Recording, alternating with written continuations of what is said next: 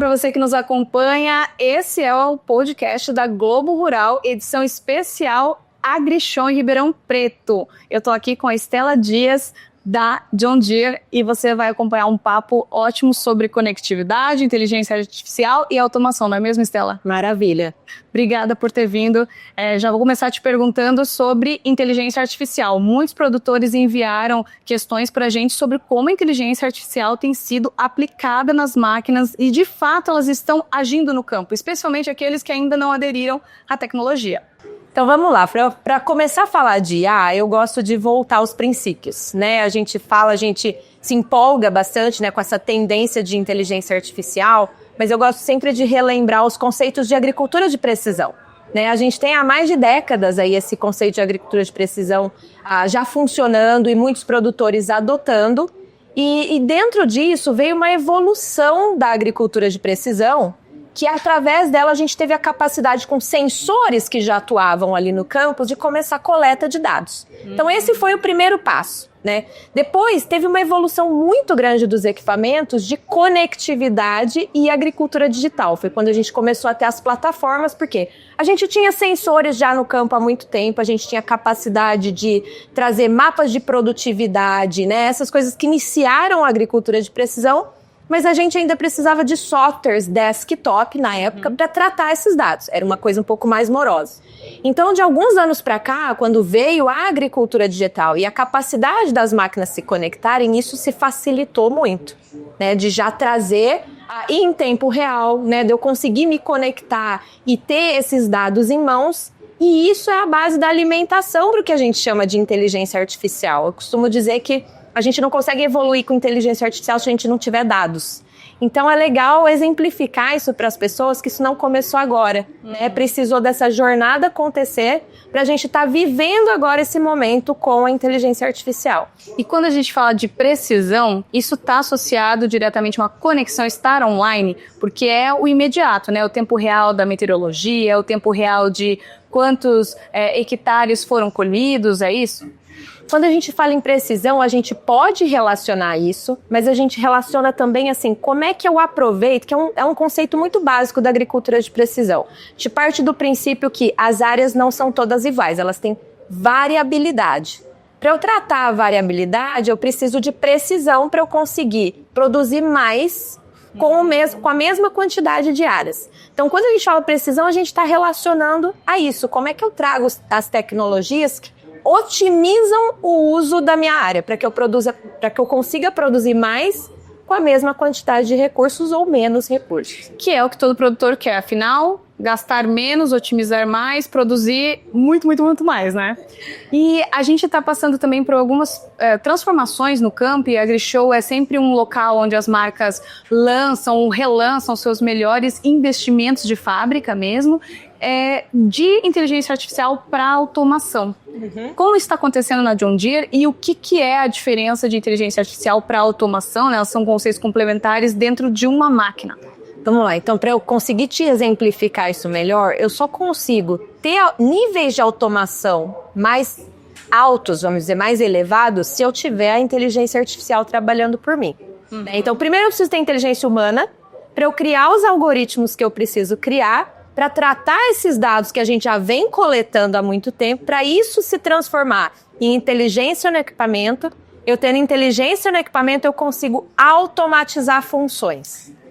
Então a máquina consegue começar a tomar ações por ela mesma. Por quê? Porque eu tenho um computador por trás, né? Eu tenho dados sendo tratados por trás, eu começo a analisar tendências e eu começo a criar modelos preditivos. Então eu dou a capacidade para o equipamento de começar a predizer o que vai acontecer. E ajudar ali a deixar uma lavoura muito mais inteligente digitalmente, né? Exatamente. E com isso eu consigo mais produtividade. Então quando você me perguntou o que a John Deere tem, a gente está lançando esse ano a colheitadeira mais inteligente que a gente já trouxe até hoje. O que ela tem a capacidade de fazer? Ela vem equipada com câmeras, que ela consegue enxergar a cultura, o que está à frente dela, e antes disso ela já recebeu imagens de satélite dessa cultura e ela consegue predizer o quanto está produzindo ali. Com essa predição, ela tem inteligência suficiente sendo alimentada para dizer como ela vai se autoajustar. Então, eu não preciso mais do operador tomando essas decisões. A máquina se autoajusta baseado em modelos preditivos e isso traz o quê? Isso me garante mais produtividade, porque ela tem essa capacidade de ver como ela se ajusta melhor, como que ela vai consumir, ela vai otimizar o consumo de combustível para ela conseguir aumentar a capacidade produtiva dela. E isso a gente está falando também até de uma proteção do solo. Quanto mais revolvido, a gente também tem um problema ali, às vezes, de plantio. Correto esse equilíbrio que a máquina dá ali antes de entrar no campo, né? Já que ela tá... Ela vai colher de uma maneira melhor, né? Com isso, ela vai distribuir melhor também a palha que vai ficar no campo. E o interessante disso é que, assim, ó, a gente brinca que a cada passada que a máquina dá no campo é uma oportunidade da gente conhecer melhor aquele local. Então, isso melhora a inteligência da próxima operação. A partir do momento que eu tenho dados sendo coletados de uma colheita, essa colheita vai melhorar as práticas que eu vou usar no meu próximo plantio, porque eu sei exatamente onde produziu mais, onde produziu menos. Se eu tenho que colocar mais fertilizante ou corretivo de uma área, mais ou menos, baseado na produtividade que eu tive na colheita. Então, a gente começa a deixar o sistema mais inteligente através de dados que são coletados. E esse lançamento da John Deere, essa máquina é para todo cultivo? Porque a Estela estava me contando que ela trabalhou muito tempo com cana. A gente está em Ribeirão Preto, que é a cidade também fértil, né, de cana-de-açúcar. A gente está ouvindo na AgriShow muitos investimentos voltados para o açúcar como produto, mas também para o etanol, como geração de bioeconomia, biocombustíveis. Então, uma máquina como essa da John Deere, ela serve para múltiplos cultivos.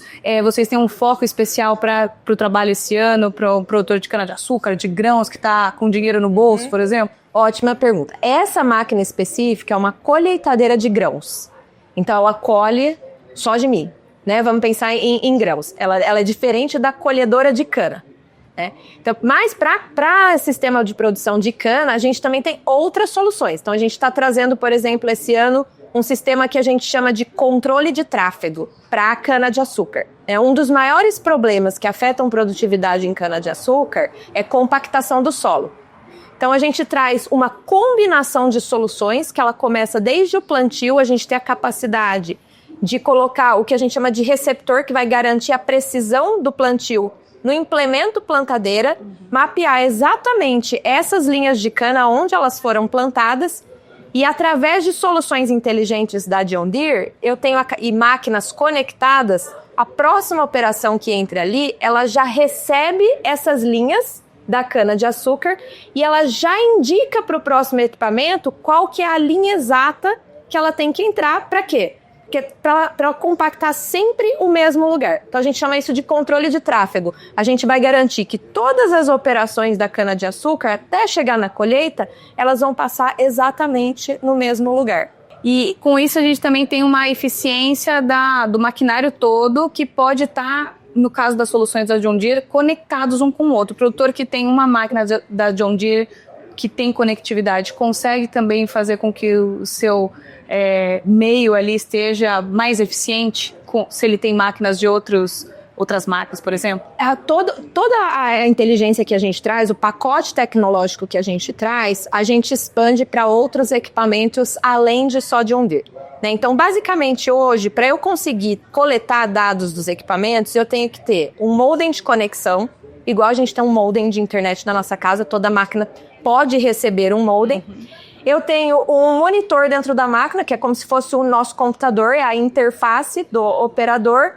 E eu tenho o que a gente chama de receptor, que é o que garante o posicionamento. Igual a gente tem GPS no nosso celular. Então, a máquina também tem um receptor que posiciona. Esse kit é o básico para eu habilitar a agricultura digital, por exemplo, para eu ter as informações desses equipamentos. Eu posso instalar em qualquer equipamento de qualquer cor ou qualquer marca. E é isso que é o pacote de conectividade, né? Sem esses três elementos, a gente não vai ter necessariamente uma internet no campo funcionando para a máquina ter todo o seu desempenho ali industrial, né? A gente tem a questão da conectividade, que ela é habilitada por esse modem. E recentemente a gente trouxe também uma super novidade, que é uma parceria que a gente fez com a Starlink. Então a gente provê também mais essa solução para a máquina realmente em áreas remotas garantir que eu estou transmitindo.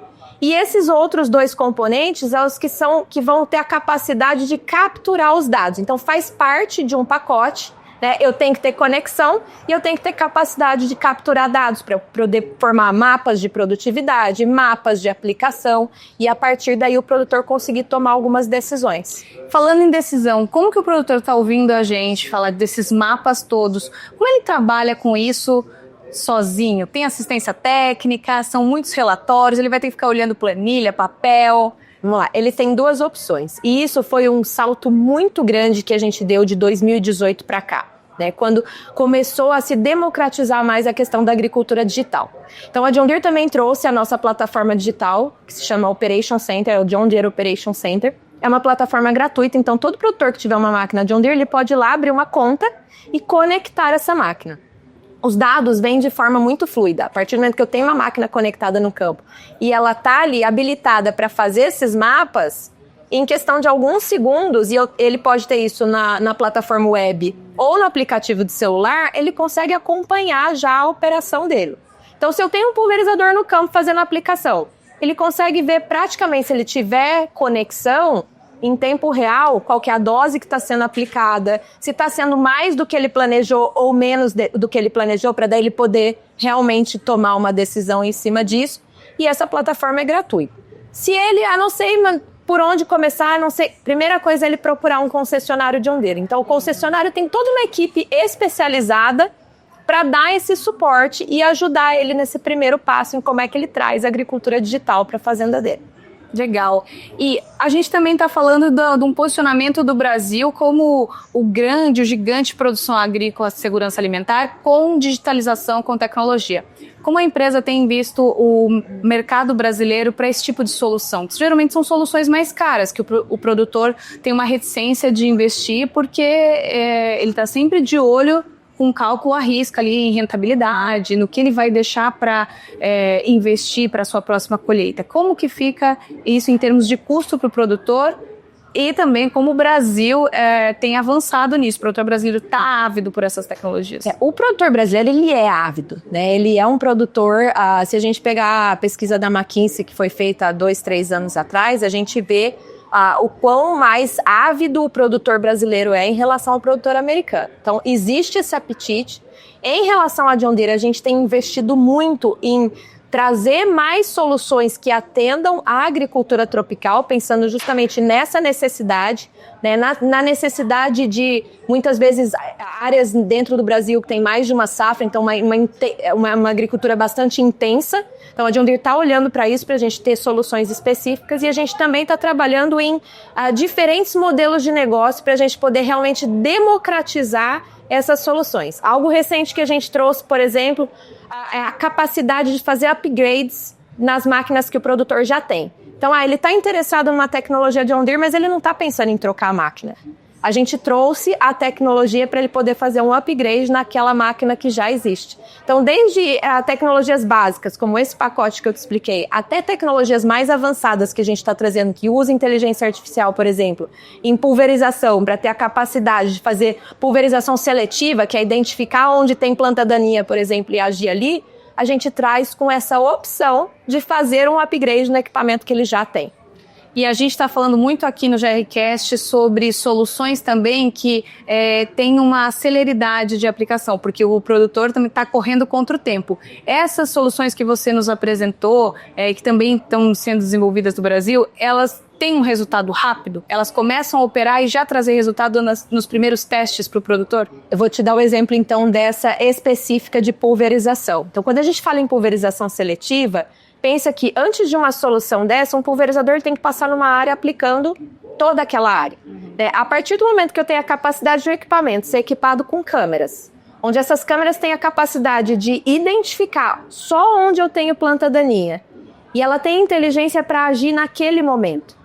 Então, ela identifica em questões de segundos, são milissegundos. Pensa que você pisca o olho e abre, ela já tomou a decisão de aplicar ali. Então, isso a gente já tem resultado que vai desde 50% de economia, 56% de economia, os dados que a gente tem, e pode chegar até quase 90% de economia de uso de herbicida. Então, isso é muito claro e muito nítido como resultado que é dinheiro no bolso, né, em economia de defensivos agrícolas.